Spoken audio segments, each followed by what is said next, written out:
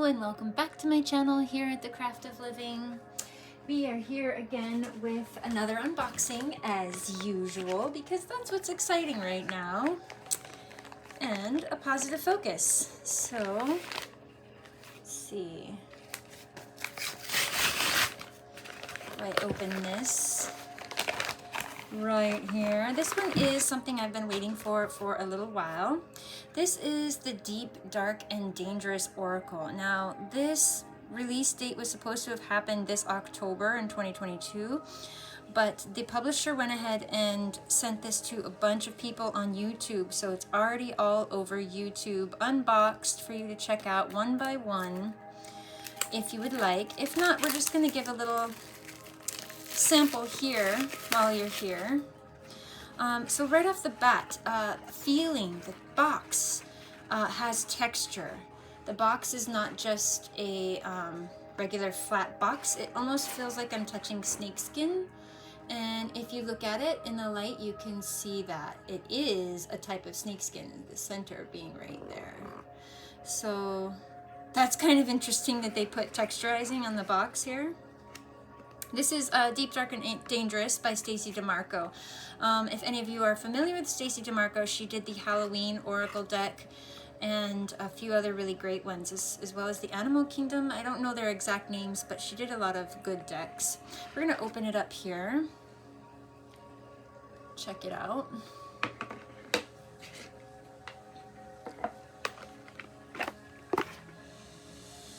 And in the back it says, what if, by stepping into the realm of the monsters and the things that go bump in the night, what seems twisted and dangerous is actually a torch leading us out of the darkness into divine wholeness. From iconic Medusa to mermaids, Valkyries and vampires, Selkies and Sibyls, find your truth in the deep and dark and the dangerous. This deck includes stunning images of the world's deep creatures, dark goddesses and gods, and dangerous heroes and shadows. Oh my gosh, it has red gilding. Oh goodness sakes. I've never seen a deck that has red on the outside. That is fun. Let's take a look at the book first to delay anticipation. Well, the book is in color right off the bat, and I automatically love that. I don't know what a Kelpie is, but that looks interesting, but it is also a warning, so not sure about that. So let's look at the beginning first. So we have the regular typical spreads that they talk about here. The 4 element spread, the traditional 7-card spread, timing spread, etc. And then the explanations. So she has a plant companion and a crystal companion to each one, which is also interesting. So say for instance the Kraken. She'll give an explanation, and then the plant that accompanies the Kraken is a fir tree, and the crystal is olivine. Never heard of that. It's kind of neat though. I like that. Dragon. So they give all of the instructions here, or I should say the definitions of each card, or what she interprets it to mean. Here's the author. And the illustrator, someone different. She's a Hungarian artist, Kinga, who lives with her American husband and son in the US. Cool. Yeah, so she has Queen of the Moon Oracle, Divine Animal Oracle, and the Elemental Oracle. So, a lot of good a lot of good decks she has there. Alright, so to check out the deck itself, take a look at the detail. It's pretty nice. There's no texturizing on this, it's just a smooth card. It is a high gloss. It does have these beautiful red gilded edges. I don't have a deck with red gilded edges. It's quite gorgeous. Mischief. All right, so we're going to start from this side here. Number 1. Shadow, depth. Her hair kind of looks like ink. I mean, I know it's overlaid and her hair is just flat around her shoulders, but it's kind of neat, this effect here. All right, so card gloss, and I would say medium stock. Pretty good sturdy stock there. There's a Selkie. Oh, interesting. Freedom.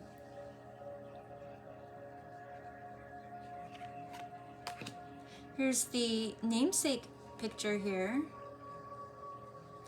We have the Kraken. I mean, look what's brewing beneath the surface here.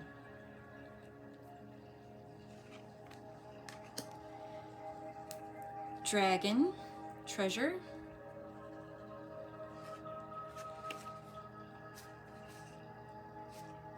Oh, I see. I was looking underneath the numbers here because I see deep. And I see deep. Under all these numbers, deep, deep. And I was like, is it all deep? And as I started to look, it changes right around here into dangerous. So I got to look into her book a little bit more. I didn't know the cards were categorized. And I'm betting you she has, oh no, it's just deep and dangerous. I thought it was gonna have dark in here too. Oh, it does. Okay, it does have dark. Okay. So that makes sense. All right, so back to the unveiling. So we have a Kelpie, which I've never heard of this before, but it must have something to do with a horse. This is gonna be a fun learning experience for me. So we have Hell, Acceptance. I don't think this is actual hell, but I could be wrong. She reminds me of Kali Ma, but I'm sure she's actually in here on her own. I just know Kali Ma wears a circle of skulls around her neck. Hades. This one looks like Jason to me, or Friday the 13th or something like that. Does have that spooky vibe a little bit. Scylla, I was just reading about this in Circe, the book Circe. Scylla she was a nymph that became this crazy monster.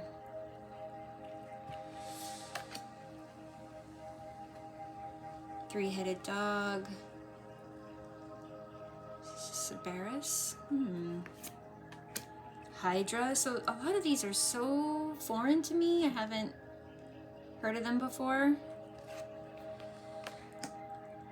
And so I know I'm going to say the names wrong, so I'm not even going to say the names like this one. What does this one mean?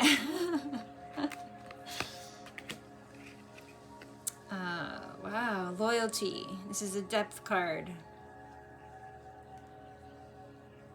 I am not going to say that word, but it's neat. He's like he has father-son on his shoulder.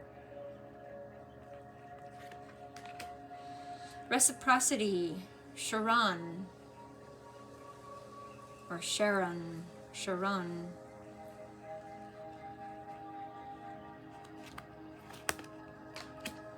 Hypnos is rest.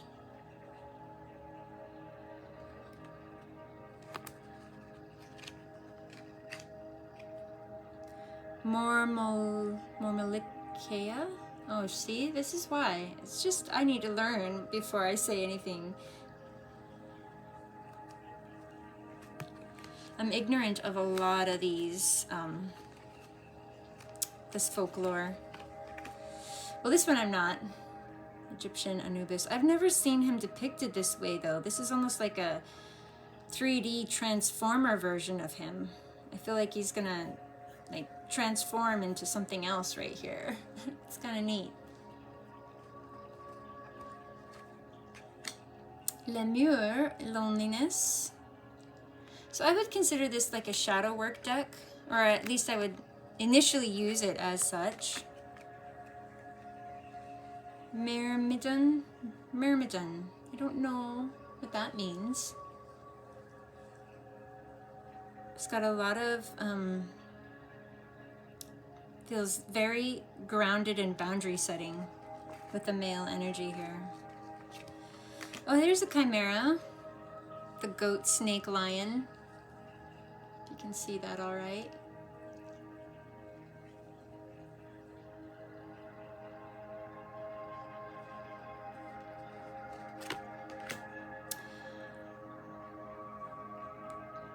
Wow. Oh, you guys, say these words for me, please. This is a different language. I know it. It's not fair. There's two dots above the O over there. That means something. But they're like, I'm loving these pictures. And this black cat is my personal sign, so I'm on the right path, even though it's a foreign language to me. Wow, man, the images are just like nothing I've ever really seen. Sheila na gig. That is a picture that I can't quite understand. I think I'm gonna need the book for this one, excuse me. We have the Sphinx with the Sphinx cat here.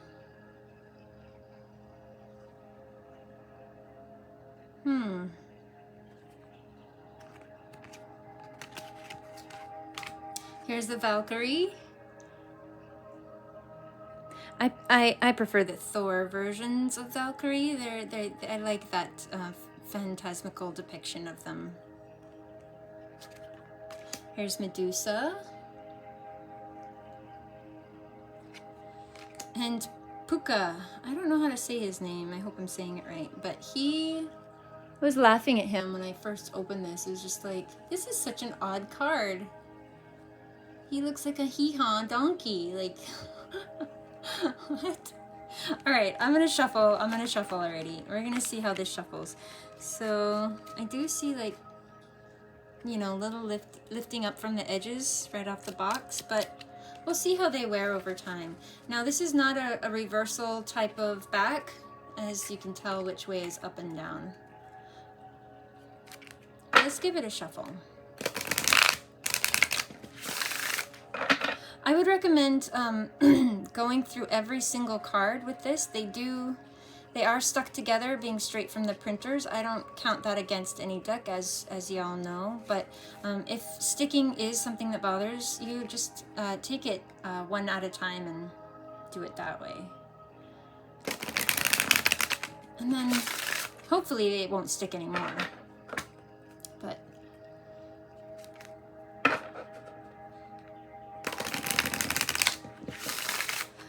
okay, I can see the shavings from the deck coming off over here on my table. I don't know if you can see it, but it's kind of dusty now. It's got black dust. And I've never had that happen with any other deck, as you know, on this unboxing. I've never had that. So we'll see how good the, because I can see it flaking off already, some of the red gilded edge. We'll see how long that lasts.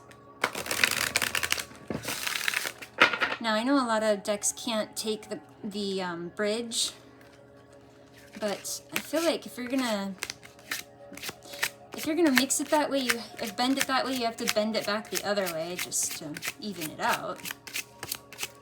But let's do a one card draw. What can we learn from this deck? What is a very valuable thing we can learn from this deck?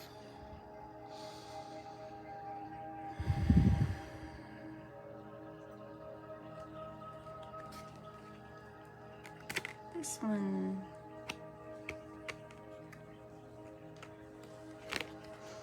We have, oh, it's the one that I was, oh my gosh.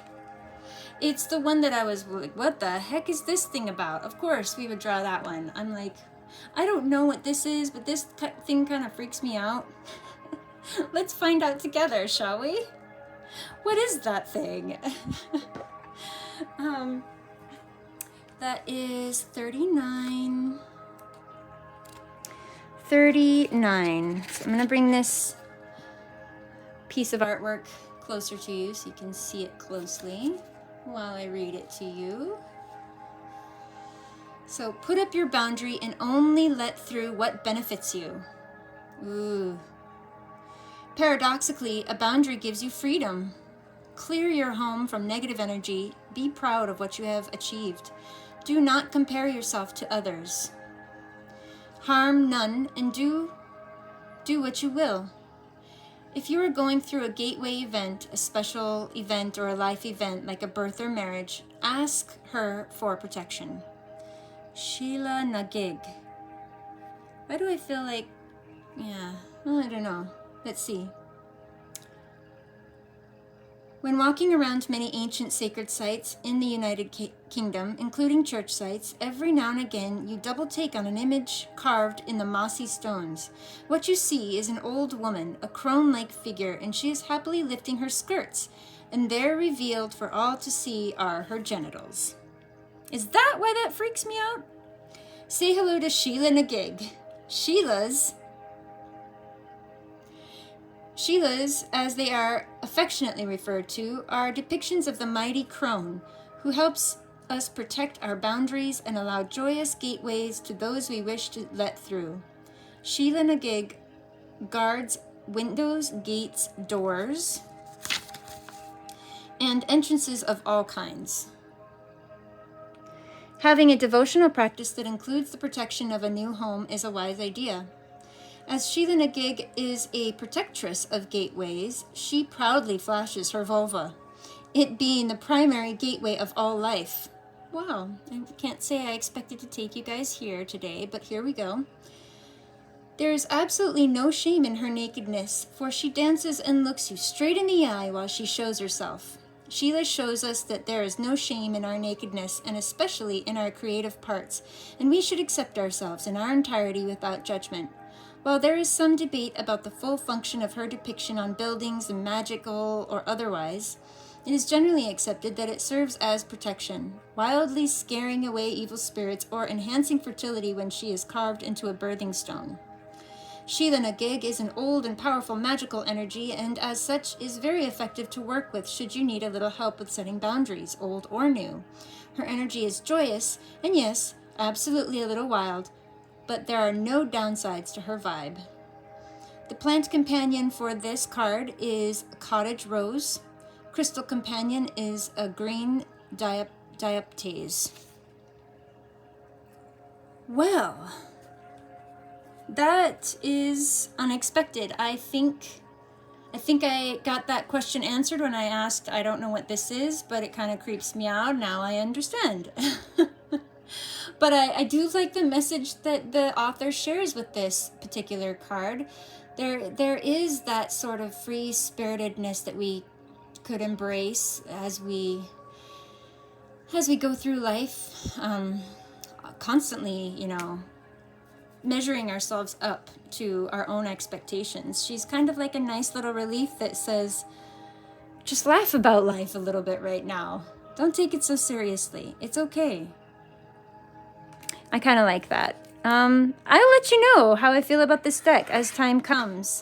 Let me know how you feel about it and what you liked about it. How it resonates with you. If you were able to get good and clear reads from this, let me know. And thank you for stopping by again until we go through another unboxing. Thanks for enjoying this ride with me.